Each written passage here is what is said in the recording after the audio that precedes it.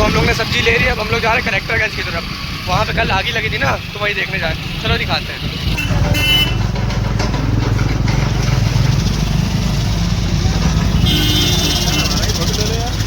हाँ आ जाओ, कोई दिक्कत नहीं है।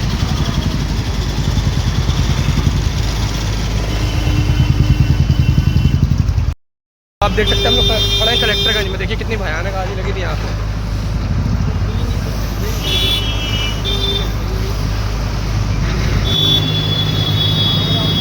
सिलेंडर भी फटे हैं 3-4। पूरी मार्केट जल गई है। कितने 100 करोड़ का पैसे तक जल गया बुझने के। तो क्या, पैसे तो जल ही जाएंगे। अपना गोदाम में पैसे नहीं रखा होगा। अच्छा खासा पैसा रखा होगा।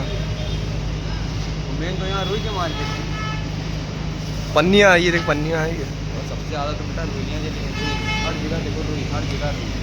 तो कल रात तक आगे बुझाई जा रही थी, कल रात तक। तो कल रात को देखने आए थे, कल रात को आगे निकल रही थी। आप लोग देख सकते हैं यहाँ पे कितनी भयानक आगे लगी थी। पूरा कम से कम 100 करोड़ का नुकसान हुआ है यहाँ पे। आप लोग देख सकते हैं, ये देखिए बहुत बहुत नुकसान हुआ है। आप लोग देख सकते हैं यहाँ पे।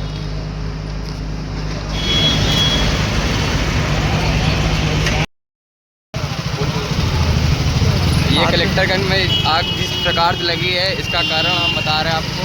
इसका कारण ये है कि एक जो बैटरी रिक्शा होता है, जो आप ई रिक्शा जिसको बोलते हैं, जो बैटरी चलता है, ठीक, वो इधर कलेक्टरगंज में रुई के गोदाम ज़्यादा है।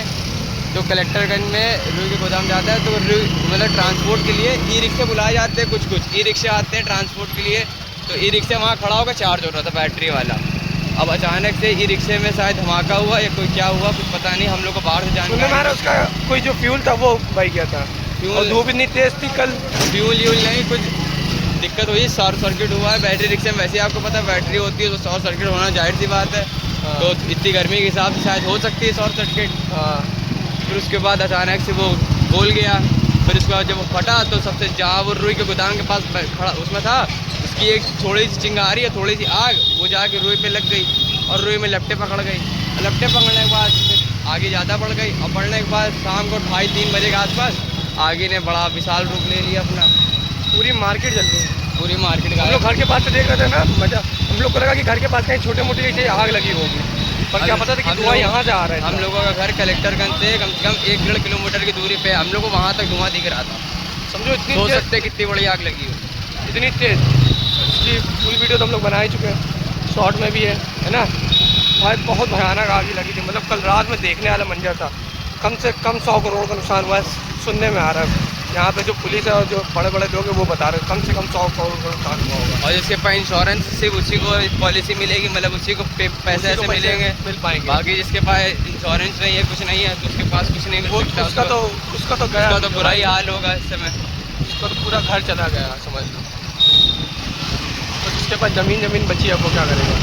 इतना नुकसान हुआ कोई कुछ कह नहीं सकता है। अच्छा खासा नुकसान हो गया भाई।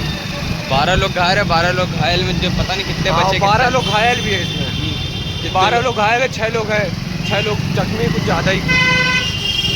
6 लोग बहुत जख्मी हुए, सीरियस केस। पता नहीं वो भयानक वापस आ सकते हैं कि नहीं जिंदा, पता नहीं।